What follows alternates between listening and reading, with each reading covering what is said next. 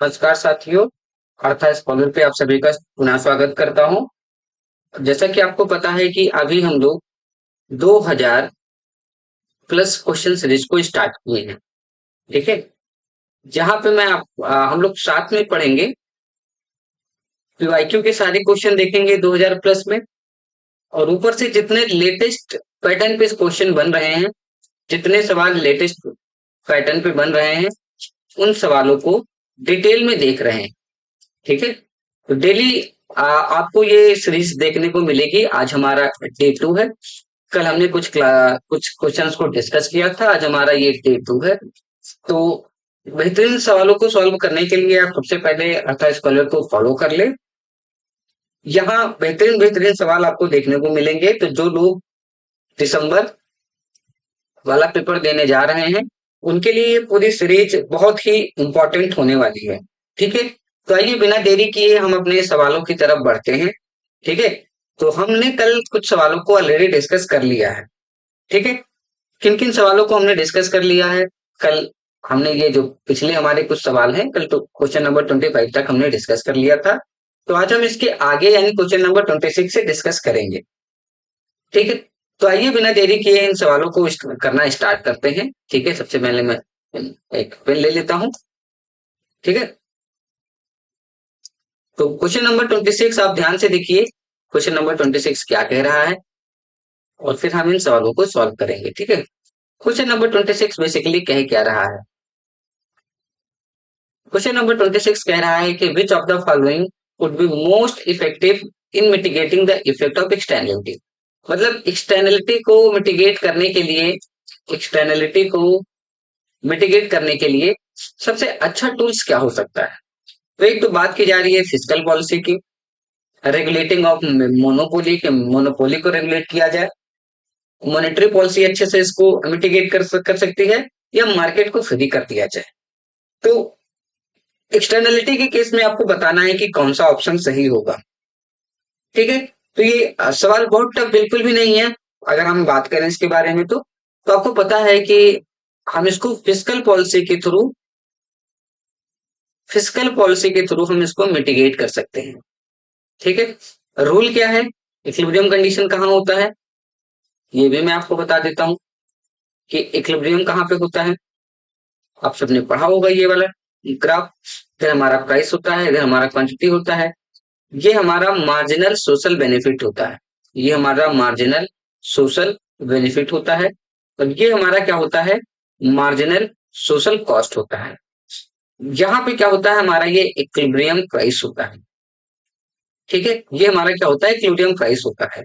तो basically government अपने physical policy के थ्रू, जो गवर्नमेंट होती है वो अपने फिजिकल पॉलिसी के थ्रू, ठीक है, कभी टैक्स लगाकर, अगर नेगेटिव एक्सटर्नलिटी है तो टैक्स को बढ़ा करके प्राइस बढ़ाया जाता है। टैक्स को लगा करके, कभी सब्सिडी का यूज करके हम गवर्नमेंट क्या करती है कि इसको इक्विलिब्रियम में लाती है और एक्सटर्नलिटी से निपटने का काम करती है। तो क्वेश्चन नंबर फर्स्ट का सही जवाब क्या होगा, अब तक आपको समझ में आ गया होगा किस तरीके से गवर्नमेंट नेगेटिव या फिजिकल पॉजिटिव एक्सटर्नलिटी को किस तरीके से सॉल्व करती है। अगर पॉजिटिव एक्सटर्नलिटी होता है तो सब्सिडी के थ्रू, नेगेटिव एक्सटर्नलिटी होता है तो टैक्स के थ्रू। ठीक है, तो ये हमारा सवाल नंबर पहला था आज का, जो आपने ध्यान से देखा। तो इसका सही सही जवाब क्या हो जाएगा, ऑप्शन ए जो होगा वो इसका एकदम सही जवाब हो जाएगा। ठीक है, आइए अगले सवाल की तरफ चलते हैं। तो अगला सवाल क्या कह रहा है कि which of the following is a capital receipt in the government budget. तो सबसे पहले ही मैं क्लियर कर दूं कि गवर्नमेंट बजट होता क्या है। ठीक है, तो बजट क्या होता है ये आप जानते हो। ठीक है, अब अगर बजट के कंपोनेंट की बात करें तो बेसिकली दो तरीके के कंपोनेंट होते हैं। एक तो रिसिप्ट हमारा होता है जो हमें मिलता है, और एक हमारा एक्सपेंडिचर होता है। जब हमारा रिसिप्ट एक्सपेंडिचर से ज्यादा हो जाता है तो बजट हमारे डेफिसिट में रहता है। अब ये जो रिसिप्ट है, ये दो तरीके के रिसिप्ट होते हैं। एक तो होता है हमारा रेवेन्यू रिसिप्ट, एकदम बेसिक है। एक तो हमारा रेवेन्यू रिसिप्ट होता है, और एक हमारा होता है कैपिटल रिसिप्ट। तो ये क्वेश्चन कहां से बना है, कैपिटल रिसिप्ट से क्वेश्चन बना है। एक हमारा कैपिटल रिसीप्ट होता है। रेवेन्यू रिसीट बेसिकली इस तरीके का रिसीप्ट होता है जिससे गवर्नमेंट पे किसी भी तरीके की कोई लाइबिलिटी पे इफेक्ट नहीं पड़ता है। जबकि कैपिटल रिसीट से क्या होता है, गवर्नमेंट पे एक लाइबिलिटी बढ़ती है, उसकी लाइबिलिटी जो है वो इफेक्टेड होती है, एसेट और लाइबिलिटी जो है वो इफेक्टेड होती है। अब रेवेन्यू रिसीप्ट भी दो तरीके के होते हैं, एक होता है टैक्स रेवेन्यू और एक होता है नॉन टैक्स रेवेन्यू। मैं बहुत डिटेल में नहीं जाऊंगा क्योंकि आपको पता है टैक्स में भी डायरेक्ट और इनडायरेक्ट दो तरीके के होते हैं, तो ये आपको पता है। कैपिटल रिसीट में बेसिकली क्या होता है, जिससे गवर्नमेंट पे लाइबिलिटी बढ़ती है। जैसे एग्जांपल के लिए मैं आपको बताऊं, कैपिटल रिसीट क्या क्या होगा। एक तो डिसइन्वेस्टमेंट होगा। डिसइन्वेस्टमेंट करने से क्या होती है, सरकार की मान लेते हैं कोई फर्म है और सरकार उस चीज को सेल कर रही है, तो एक तो डिसइन्वेस्टमेंट होता है। दूसरा क्या होता है, दूसरा बोरोइंग होता है।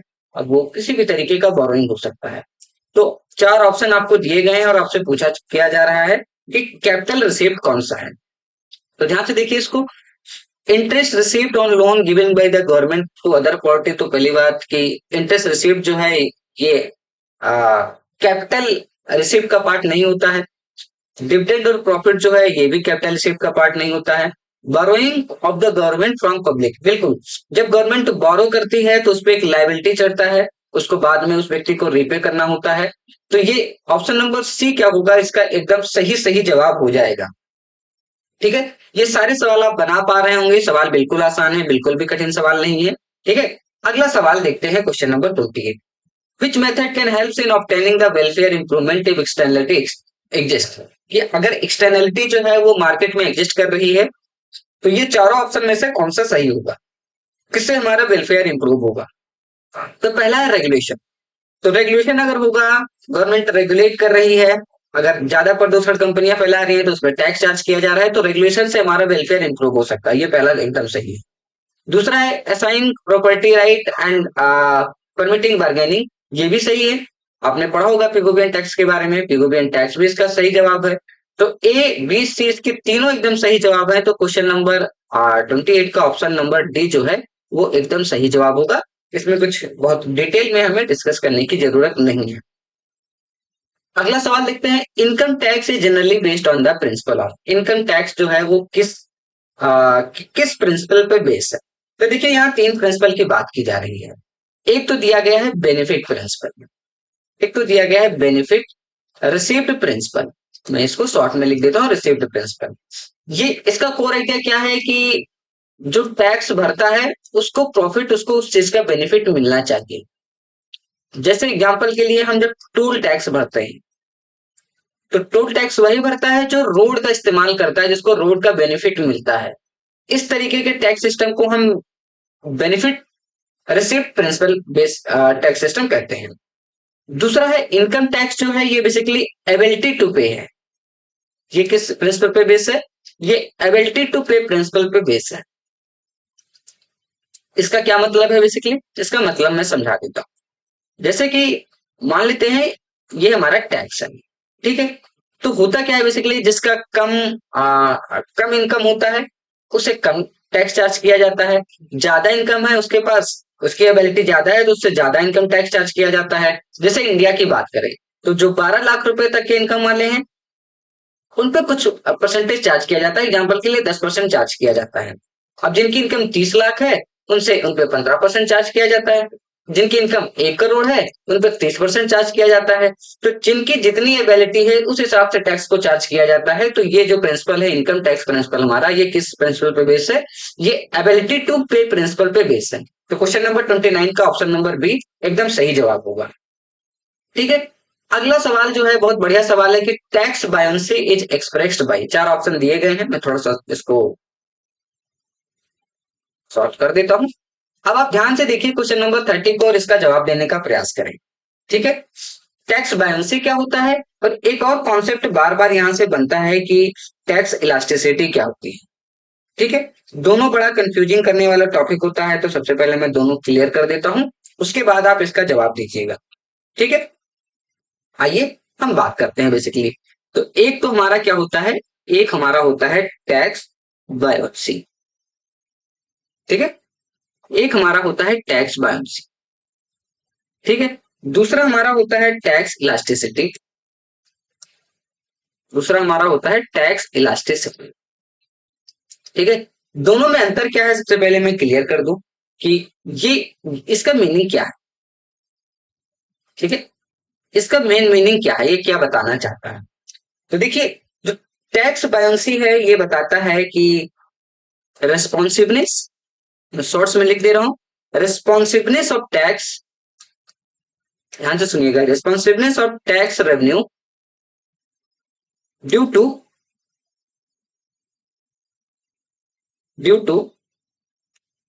जीडीपी, इंक्लूडिंग, यही इंपैक्ट डाल रहा है, including public policy, including public policy.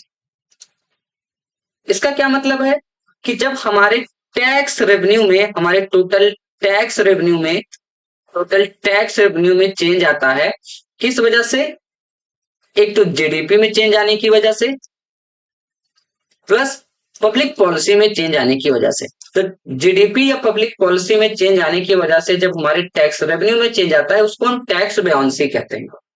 ठीक है, दूसरी तरफ जो आपका टैक्स इलास्टिसिटी क्या होता है, ये भी रिस्पॉन्सिवनेस ऑफ, ये भी क्या बताता है, ये भी चेंज इन टैक्स बताता है, due to change in income, कि टैक्स रेट के चेंज होने से, इनकम के चेंज होने से टैक्स पे क्या बेसिकली इंपैक्ट पड़ रहा है। लेकिन यहां पे हम पब्लिक पॉलिसी के चेंज को इंक्लूड नहीं करते हैं, पब्लिक पॉलिसी के चेंज को इंक्लूड नहीं करते हैं। ठीक है, ये पब्लिक पॉलिसी के चेंज को हम यहां इंक्लूड नहीं करते हैं। अब अगर हम अपने सवाल पे चलें तो इसका ऑप्शन सही क्या हो, तो टोटल टैक्स रेवेन्यू में चेंज, यानी पहले तो बात की जाएगी कि जो हमारा टोटल टैक्स रेवेन्यू में कितना चेंज आ रहा है, किस वजह से, चेंज इन जीडीपी या चेंज इन इनकम की वजह से। तो इसको जब हम बनाएंगे तो ये वाला इससे मल्टीप्लाई हो जाएगा, सॉरी ये इससे और ये इससे मल्टीप्लाई हो जाएगा। तो इसका सही जवाब क्या हो जाएगा, इसका सही जवाब हो जाएगा हमारा Y5, ये इसका सही जवाब हो जाएगा। तो टैक्स बायोंसी का सही ऑप्शन क्या हो जाएगा, ऑप्शन नंबर ए एकदम सही जवाब हो जाएगा। ये क्वेश्चन नंबर 30 हो गया हमारा। ठीक है, अब अगले सवाल की तरफ चलते हैं। अगला सवाल है क्वेश्चन नंबर 31। सवाल क्या कह रहा है, मैं थोड़ा सा इसको जूम कर देता हूं ताकि ये और अच्छे से विजुअल हो जाए। क्वेश्चन नंबर 31 क्या कह रहा है कि new Keynes use which of the following to explain price and wage stickiness. ये basically price and wage rigidity के बारे में बात कर रहा है, प्राइस वेज रिजिडिटी के बारे में बात कर रहा है। ठीक है, तो आप सबने पढ़ा होगा कि ये एक बहुत बेसिक एजम्पशन है किन्स का। उन्होंने माना है कि जो प्राइस और वेज जो होते हैं वो रिजिड होते हैं। इसके पीछे का कारण क्या क्या है, तो पहला कारण तो बताया गया, एक तो मेनू कॉस्ट, ये प्राइस रिजिडिटी का कारण बताया जा रहा है। लेबर कॉन्ट्रैक्ट, लेबर पहले से कॉन्ट्रैक्ट कर लेते हैं, तो एक तो लेबर कॉन्ट्रैक्ट इसका ऑप्शन होगा, और तीसरा ऑप्शन होगा बाउंडेड रेशनैलिटी, बाउंडेड रेशनैलिटी। आप सब कमेंट बॉक्स में बताएंगे कि रेशनैलिटी का कॉन्सेप्ट किसने दिया है। ठीक है, दो तरीके के होते हैं रेशनैलिटी, एक एडाप्टिव होता है और एक रेशनल होता है, एक्सपेक्टेशन की बेसिकली मैं बात कर रहा हूं। ठीक है, तो इसका सही जवाब क्या हो जाएगा, क्वेश्चन नंबर 31 का सही जवाब हो जाएगा ऑप्शन नंबर डी। ठीक है, ये सवाल भी सबसे बन गया होगा। अगला कॉन्सेप्ट है नायरू का। पूछ रहा है कि चार ऑप्शन दिए गए हैं, चारों ऑप्शन में से नायरू को कौन जो है जो एक्सप्लेन कर रहा है। ठीक है, तो सबसे पहले मैं नायरू होता क्या है उसको बता देता हूं। इसका मतलब क्या होता है, non accelerating inflation rate of unemployment. Basically ये काम किस तरीके से करता है मैं इसके बारे में बात कर देता हूँ। ठीक है, कि जैसे ये हमारा मान लेते हैं फ्लिप्स कर्व। ठीक है, ये हमारा फ्लिप्स कर्व। ठीक है, ये हमारा क्या है, ये हमारा फ्लिप्स कर्व है। ठीक है, फ्लिप्स कर्व में इधर क्या है, इधर हमारा इन्फ्लेशन है जिसको मनी वेज के रूप में लिया है, और इधर क्या है हमारा अनएम्प्लॉयमेंट। ठीक है, किस तरीके का होता है, ये बताया गया कि ये इस तरीके का कर्व होता है, यानी जो इन्फ्लेशन और अनएम्प्लॉयमेंट में इनवर्स रिलेशन होता है, ये फिलिप्स ने एक्सप्लेन किया। ठीक है, अब नायडू क्या कहता है? नायडू कहता है कि मान लेते हैं लॉन्ग रन की बात करता है पहली बात। ये लॉन्ग रन की बात करता है कि लॉन्ग रन में उन्होंने कहा फ्लिक्स कर्व ऐसा नहीं ऐसा होता है। उन्होंने कहा मान लेते हैं इन्फ्लेशन बढ़ा, एक पॉइंट ए मान लेते हैं, तो हमारा अनएम्प्लॉयमेंट रेट यहाँ पे था। इन्फ्लेशन बढ़ने की वजह से शॉर्ट रन में हमारा इन्फ्लेशन कम हुआ और हम बी पे पहुंच गए। लेकिन बाद में क्या होगा? बाद में दोबारा से वो किस पॉइंट पे पहुंच जाएगा? इसी पॉइंट पे पहुंच जाएगा, यानी जो हमारा ये अनएम्प्लॉयमेंट कम हुआ था, ये अनएम्प्लॉयमेंट दोबारा से वहीं पे पहुंच जाएगा। इसलिए इसको नॉन एक्सेलरेटिंग कहा जाता है। ये नायडू का बेसिकली कॉन्सेप्ट है। ठीक है। श्योर सीरीज जो अभी चल रहा है उसमें ये कॉन्सेप्ट आपको पढ़ाया जाएगा। बहुत जल्द आपको यहाँ से वीडियो देखने को मिलेगी। ठीक है। तो ये नायडू का कॉन्सेप्ट है जो बताता है कि जो हमारा अनएम्प्लॉयमेंट रेट है वो नॉन एक्सेलरेटिंग हो जाता है, इन्फ्लेशन से उस पर कोई इम्पैक्ट नहीं पड़ता है। अब आप आइए ऑप्शन देखते हैं। पहला ऑप्शन कह रहा था rate of unemployment for which change the rate of inflation is zero. बिल्कुल पहला ही जवाब इसका क्या होगा? सही होगा कि इन्फ्लेशन के चेंज होने से जब रेट ऑफ अनएम्प्लॉयमेंट पे जो चेंज पड़ रहा है वो जीरो हो जाए, उसी को हम लोग non accelerating inflation rate of unemployment यानी नायडू कहते हैं। तो क्वेश्चन नंबर 32 का ऑप्शन नंबर ए ही एकदम सही जवाब हो जाएगा। ठीक है। अब देखिए the relation described by the expectation augmenting flip curve is correct. अच्छा ठीक है, ये फ्लिप्स कर्व से सवाल है, अभी हमने डिस्कस ही किया है। हमने बताया कि फ्लिप्स ने शॉर्ट रन की बात की है, लेकिन ये जो एक्सपेक्टेशन ऑगमेंटेड फ्लिप्स कर्व है ये लॉन्ग रन में बस सही होता है। ऑप्शन नंबर ए इसका एकदम सही जवाब होगा। ये क्वेश्चन नंबर 33 का है। क्वेश्चन नंबर 34 ध्यान से देखिए, इस सवाल को बनाने का प्रयास करिए, सवाल बिल्कुल भी टफ नहीं है। क्वेश्चन नंबर 34 आपसे पूछ रहा है कि statutory incidence of tax deal with, किसके साथ डील करता है? तो देखिए ये किसके साथ डील करता है? ये the person legally responsible for paying the tax. इसका बेसिकली मतलब यही है कि लीगली जो पर्सन रिस्पॉन्सिबल है टैक्स को पे करने के लिए, ये उसी टर्म को एक्सप्लेन करता है। तो क्वेश्चन नंबर 34 का भी ऑप्शन नंबर ए एकदम सही जवाब हो जाएगा। ठीक है। अगला जो मैंने अभी आपको कॉन्सेप्ट बताया था कि मैक्सिमम सोशल एडवांटेज कब अचीव किया जाएगा, ये अभी मैंने आपको बताया था, ध्यान होगा। ये हमारा मार्जिनल सोशल बेनिफिट होता है, ये हमारा मार्जिनल सोशल कॉस्ट होता है, और ये दोनों जहां इक्वल होते हैं वहां पे मैक्सिमम सोशल एडवांटेज होता है, यानी ऑप्शन नंबर 20 का सही जवाब हो जाएगा। ये हमने अभी थोड़ी देर पहले ही एक्सप्लेन किया है। तो क्वेश्चन नंबर 35 भी हो ही जाएगा। ठीक है। अगला बहुत बड़ा बढ़िया सवाल है कि what is the nature of equilibrium in the ISLM model. ठीक है, कि आईएसएलएम में कौन सा स्टॉक कॉन्सेप्ट है, कौन सा फ्लो कॉन्सेप्ट है, ये बेसिकली बात किया जा रहा है। तो सब लोग इसका जवाब देने का प्रयास करेंगे। सवाल बहुत ही आसान है। हमें पता है जो आईएस है ये स्टॉक कॉन्सेप्ट। ठीक है, स्टॉक क्या होता है, फ्लो क्या होता है, ये शायद आप यूजीसी नेट की तैयारी कर रहे हैं, ये मान के चला जाता है कि ये समझ है। ठीक है। एलएम, एलएम हमारा क्या है? फ्लो कॉन्सेप्ट है। एलएम हमारा क्या है? फ्लो कॉन्सेप्ट है। तो ये आईएस हमारा स्टॉक कॉन्सेप्ट है और एलएम हमारा फ्लो कॉन्सेप्ट है, यानी क्वेश्चन नंबर 36 का ऑप्शन नंबर सी ये एकदम सही जवाब है। अगला सवाल क्या कह रहा है कि in an economy the GDP deflator found to be 110 for the current year. ठीक है, if the GDP has registered an annual growth rate 15% in the same year, then the rate of growth of real GDP. अच्छा, rate निकालना है यहाँ पे। ठीक है, देखिए इस सवाल को कैसे कर सकते हैं। तो क्या क्या दिया है हमारा, जीडीपी डिफ्लेटर कितना दिया है, इधर इस सवाल को करते हैं। ठीक है, तो हमारा जीडीपी डिफ्लेटर कितना दिया है, जीडीपी डिफ्लेटर यहां मैं डी लिख दे रहा हूं, ये 115 दिया है। ठीक है, और सवाल देख लेते हैं। और क्या दिया गया है, जीडीपी एनुअल ग्रोथ रेट 15% दिया गया है। ठीक है, annual growth rate, annual growth rate कितना दिया गया है, एनुअल ग्रोथ रेट 15% दिया गया है। ठीक है। अच्छा, ये 110 दिया गया है। हमें निकालना क्या है, रियल रेट ऑफ ग्रोथ निकालना है। ठीक है, ये 110 दिया गया है, हमें निकालना क्या है, रियल रेट ऑफ ग्रोथ निकालना है, रियल रेट ऑफ ग्रोथ निकालना है। ठीक है। अब देख के लग रहा है कि क्वेश्चन बहुत टफ होगा। कुछ भी नहीं करना है, बस इसको बेसिकली क्या करना है, इसको रेट में कन्वर्ट कर देना है। ठीक है, तो रेट में कन्वर्ट कैसे करेंगे, 110 माइनस 100 बटा 100। ठीक है, ये इंटू 100।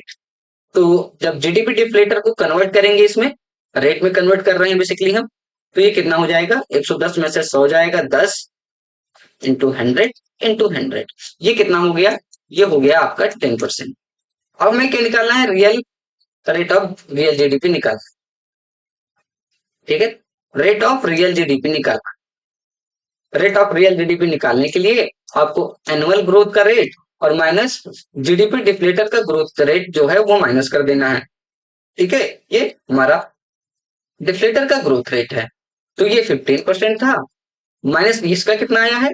इसका 10% आया है, तो 15 माइनस 10 कर देंगे तो हमारा रियल जीडीपी ऑफ ग्रोथ कितना निकल के आएगा? 5% निकल के आ जाएगा।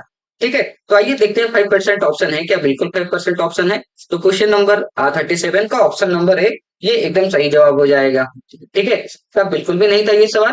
क्वेश्चन नंबर 38 देखिए और 38 को बनाने का प्रयास करिए। ठीक है, तो विच of the following growth model assumes technical neutral technical progress? ठीक है, तो कौन है इसका? ऑप्शन दोनों सही है, ए और बी, दोनों ने न्यूट्रल टेक्निकल प्रोग्रेस की बात की है, तो बोथ ऑप्शन जो है उसका करेक्ट सही सही जवाब हो जाएगा। ए एंड बी इसका एकदम सही जवाब हो जाएगा। ठीक है, आपको पता होगा कि टेक्निकल प्रोग्रेस के बारे में किन किन लोगों ने बात की है, तो मैं इसको एक्सप्लेन नहीं कर रहा हूं, लेकिन अगर आप बोलेंगे तो मैं इसको एक्सप्लेन कर दूंगा। ठीक है, अगला सवाल है, for the capitalist economy the primary objective of the new classical economy is to explain which of the following? इसमें से पूछा जा रहा है कि प्राइमरी गोल क्या होता था जो न्यू क्लासिकल इकोनॉमी थे, किस चीज को एक्सप्लेन करने का वो काम करते थे। ठीक है, तो ध्यान से इस सवाल को देखिए, एक एक बार पढ़िए, इसके बाद ये आपको समझ में आ जाएगा। सवाल जो है वो टफ बिल्कुल भी नहीं है। ठीक है, तो देखिए, एक तो अंडर एम्प्लॉयमेंट की बात हुई। अंडर एम्प्लॉयमेंट के बारे में, जैसे क्लासिकल जो थे वो फुल एम्प्लॉयमेंट की बात करते थे, किन्स ने कहा नहीं फुल एम्प्लॉयमेंट नहीं होता है, तो ये अंडर एम्प्लॉयमेंट की बात कहीं पे हुई नहीं। क्लासिकल जो थे वो वेज प्राइस फ्लेक्सिबिलिटी की बात करते थे, जबकि जो कीन्स आए और जो न्यू कीन्स आए उन्होंने वेज प्राइस रिजिडिटी के बारे में बात करना स्टार्ट किया, तो ये भी न्यू क्लासिकल का इसमें कोई मोटिव नहीं है। इफेक्टिवनेस ऑफ गवर्नमेंट पॉलिसी, जो क्लासिकल थे और जो उनके फॉलोवर थे उन्होंने माना कि गवर्नमेंट पॉलिसी जो है वो इनइफेक्टिव होती है, जबकि किन्स ने माना कि नहीं, गवर्नमेंट पॉलिसी का एक बहुत इंपॉर्टेंट रोल होता है, स्पेशली जब रिसेशन आया था उस समय से इसको देखा गया। तो इसका सही जवाब आंसर क्या हो जाएगा? ये बिजनेस साइकिल फिनोमिना जो है उसको जो न्यू क्लासिकल इकोनॉमिक्स है उन्होंने इसको एक्सप्लेन करने का काम किया है। तो क्वेश्चन नंबर 39 का ऑप्शन नंबर ए ये सही जवाब होगा। ठीक है, अगला सवाल देखिए, क्वेश्चन नंबर 40 क्या कह रहा है कि कंसिडर द फॉलोइंग स्टेटमेंट। ए और बी दो स्टेटमेंट दिया गया है और आपसे पूछा गया है कि कौन सा स्टेटमेंट सही है। ठीक है, तो पहला इफेक्टिव डिमांड और दूसरा ये नोशनल नहीं होगा, ये नेशनल होगा। ठीक है, effective demand in the market is the demand for product और services which occur when purchases are constant in the different market. ये एकदम सही जवाब है। इफेक्टिव डिमांड क्या होता है? जहां हमारे एडी और एएस जो है वो इक्वल हो जाता है। National demand is a demand that occurs when purchase are not constant. हाँ, ये भी एकदम सही जवाब है। तो इसका ए और बी दोनों एकदम सही जवाब हो जाएगा, यानी क्वेश्चन नंबर 40 का ऑप्शन नंबर सी ये एकदम ठीक ठीक जवाब होगा। ठीक है, अगला सवाल क्या कह रहा है कि which of the following statement about AK model growth is false? False पूछा जा रहा है। तो देखिए, एके मॉडल जो है ये इंडोजेनियस ग्रोथ थ्योरी का पार्ट है। इंडोजेनियस ग्रोथ थ्योरी का पार्ट है। कितने लोगों ने दिया है? एके मॉडल है, आपने पढ़ा ही होगा। ठीक है, रोमर का मॉडल आपने पढ़ा ही होगा। ये सब इंडोजेनियस ग्रोथ मॉडल के हैं। ठीक है, अब इसमें कौन कौन सा ऑप्शन सही गलत है ये आपको बताना है। ठीक है, मैं थोड़ा सा इस सवाल को छोटा कर देता हूं ताकि ये विजुअल हो जाए। ठीक है, अब ध्यान से देखिएगा। पहला है कि ये इंडोजीनियस ग्रोथ थ्योरी का पार्ट है, तो बिल्कुल पार्ट है, ये इसका ठीक जवाब है। The model assume that increase the physical stock of capital will shift the production function upward. बिल्कुल, ये भी एकदम सही जवाब है कि अगर हमारा फिजिकल स्टॉक जो है वो बढ़ेगा तो हमारा प्रोडक्शन फंक्शन ऊपर की तरफ बढ़ेगा। The model assumes diminishing return to capital. तो एक बात आपको याद रखना है कि इंडोजीनियस ग्रोथ थ्योरी जो है वो फोकस किस पे करती है? ह्यूमन स्किल्स पे फोकस करती है। और आपको पता है कि अगर ह्यूमन स्किल्स पे इन्वेस्ट किया जाएगा तो लॉन्ग टर्म में रिटर्न जो होगा वो डिमिनिशिंग रिटर्न नहीं होगा, ये इंक्रीजिंग रिटर्न होता है। तो इंडोजीनियस ग्रोथ थ्योरी की जितने मॉडल हैं उसमें ये बिल्कुल एजेंशन नहीं होगा कि डिमिनिशिंग रिटर्न टू कैपिटल होगा, ये हमेशा माना जाता है कि इंक्रीजिंग होता है। और आपको पता होगा कि जब व्यक्ति जितना पढ़ता चला जाता है उसकी स्किल उतनी डेवलप्ड होती चली जाती है। ऐसा नहीं है कि अभी आप जब नया नया सीख रहे हैं तो आप उस मशीन से ज्यादा प्रोडक्शन कर पाएंगे, और जब आप मशीन बनाना और सारी चीजें सीख जाएंगे तो कम करेंगे। जितना आप सीखते जाएंगे प्रोडक्शन उतना बढ़ता चला जाएगा। तो क्वेश्चन नंबर 48 का ऑप्शन नंबर सी जो है वो एकदम सही सही जवाब। क्वेश्चन नंबर 42 ध्यान से देखिए, कंसीडर द फॉलोइंग फंक्शन। अच्छा ठीक है, ये भी टेक्निकल प्रोग्रेस से। सवाल क्या कह रहा है कि अब the above which production function with labor augmented technology will keep the distribution of output between labor and capital as constant। अच्छा, as constant की बात कर रहा है, ठीक है। तो इसका सही जवाब क्या होगा? क्वेश्चन नंबर 42 को ध्यान से देखिए। सवाल कह रहा है विथ लेबर एगमेंटिंग टेक्नोलॉजी डिस्ट्रीब्यूशन। अच्छा ठीक है, कि कांस्टेंट किस में होगा? तो ध्यान रखना, कांस्टेंट किस में होगा? ये ऑप्शन नंबर सी जो आपको दिख रहा है इसमें क्या होगा, देखिए ना तो कैपिटल ऑगमेंटिंग की बात हो रही है, ना तो लेबर ऑगमेंटिंग की बात हो रही है। तो ये हमारा ऑप्शन क्या हो जाएगा? एकदम सही सही जवाब हो जाएगा। क्वेश्चन नंबर 52 का ऑप्शन नंबर सी जो होगा वो एकदम ठीक जवाब। ठीक है, अगला सवाल देखिए, which among the following is not a feature of J E Meade model. ठीक है, तो ये मॉडल आप सबने पढ़ा होगा, ध्यान से ऑप्शन पढ़िए क्या क्या है। पहला इनका जो फीचर है कि ये परफेक्ट कंपटीशन पे है। अगर आप लोग बोले तो मैं इसको एक्सप्लेन भी कर देता हूं कि इनके मॉडल का कोर आइडिया क्या है, ताकि अगर दोबारा कभी आपसे यहाँ से सवाल बने तो आप उस सवाल को आसानी से कर पाए। ठीक है, तो मैं इसको एक्सप्लेन भी कर देता हूँ बेसिकली किस मॉडल में किन किन चीजों के बारे में बात की गई है। ठीक है, तो ये हमारा ग्रोथ डेवलपमेंट एंड ग्रोथ का एक मॉडल है, जेईमेड। ठीक है, जो कि आया कब है? इसको इंट्रोड्यूस किया गया है 1951 में। ये एक न्यू क्लासिकल इकोनॉमिस्ट, याद रखिएगा, ये एक न्यू क्लासिकल इकोनॉमिस्ट है। न्यू क्लासिकल इकोनॉमिस्ट है। क्या कोर आइडिया है, बस मैं वही आपसे डिस्कस करूंगा, पूरा थ्योरी नहीं डिस्कस करने जा रहा हूं मैं आपसे। ठीक है, तो देखिए इनका कोर आइडिया क्या है। इन्होंने स्टडी स्टेट के बारे में बात किया है। स्टडी स्टेट के बारे में इन्होंने बात किया है। इनका मानना है कि जो ग्रोथ होता है, जो ग्रोथ होता है ये तीन चीजों पे डिपेंड करता है। ठीक है, किन किन चीजों पे डिपेंड करता है? ठीक है, वही तीन चीज हमें बेसिकली मेन समझना है। तो इन्होंने इनका मानना है कि एक तो कैपिटल एक्युमुलेशन पे डिपेंड करता है, कैपिटल एक्युमुलेशन पे डिपेंड करता है हमारा ग्रोथ। दूसरा पॉपुलेशन ग्रोथ पे डिपेंड करता है, पॉपुलेशन ग्रोथ पे डिपेंड करता है। और तीसरा जो है वो टेक्निकल प्रोग्रेस पे डिपेंड करता है। ये इनके तीन स्टडी ग्रोथ मॉडल का पार्ट है ये। ठीक है, सवाल क्या कह रहा है, आइए सवाल की तरफ चलते हैं। ठीक है, सवाल कह रहा है कि इन्होंने परफेक्ट कंपटीशन एज्यूम किया है, तो बिल्कुल इन्होंने परफेक्ट कंपटीशन एज्यूम। अच्छा यहाँ नॉट है, ध्यान दीजिएगा। हाँ, तो ये ऑप्शन ठीक है। इकोनॉमी प्रोड्यूस कंजम्पशन गुड्स और प्रोड्यूसर गुड्स, ठीक है, ये भी ठीक है। Perfect substitution between consumption and capital goods, हाँ ये भी ठीक है। It examines the relationship between growth rate of population and growth rate of saving, नहीं स्टेडी स्टेट में सेविंग की बात ही नहीं की गई। हमने आपको दिखाया कि तीन मेन डिटर्मिनेशन है ग्रोथ के, तो इसका डी जो होगा वो एकदम गलत जवाब है। क्वेश्चन नंबर 43 का डी जो है वो सही जवाब नहीं है। अगला है according to new classical theory of distribution, constancy in the wage share in national income would come about only when the elasticity of factor substitution। तो फैक्टर सब्स्टिट्यूशन कब होगा ये न्यू क्लासिकल में? जब ये इक्वल टू 1 होगा। ये आसान सवाल है, ठीक है, तो मैं इसको एक्सप्लेन नहीं कर रहा हूं। ठीक है, अगला सवाल देखिए क्या बोल रहा है। अगला सवाल जो बोल रहा है इस सवाल की तरफ ध्यान से देखते हैं। ठीक है, सवाल क्या बोल रहा है, if marginal propensity to import is 0.1 and the marginal propensity to consume is 0.7, तो आपको इनकम मल्टीप्लायर निकालना है। ठीक है, तो एक तो हम देख लेते हैं क्या क्या इसमें दिया गया है। ठीक है, पहले हम देख लेते हैं इसमें क्या क्या चीजें दी गई। ठीक, ओके, इसको मैं थोड़ा सा जूम कर देता हूं। ठीक है, ये मैं थोड़ा सा इसको जूम कर देता हूं। अब आइए हम इस सवाल की तरफ चलते हैं। सवाल में क्या क्या दिया गया है, एक तो एमपीएम देख लेते हैं कितना दिया गया है। एमपीएम, एमपीएम दिया गया है 0.1। ठीक, एमपीसी कितना दिया गया है 0.7। एमपीसी कितना दिया गया है 0.7। अब हमारा फार्मूला क्या होता है, k equal to 1 upon MPS upon MPM, यही होता है। एमपीएम हमें दिया है, हम यहां से एमपीएस निकाल लेते हैं। तो एमपीएस क्या होगा, एमपीएस होगा 1 माइनस एमपीसी, 1 माइनस 0.7 करेंगे ये 0.3 आ जाएगा। आइए के की वैल्यू में रख देते हैं, 1 अपान एमपीएस की वैल्यू कितनी आ गई 0.3, एमपीएम की वैल्यू कितनी है 0.1, ये 1 अपान 0.4 हो जाएगा।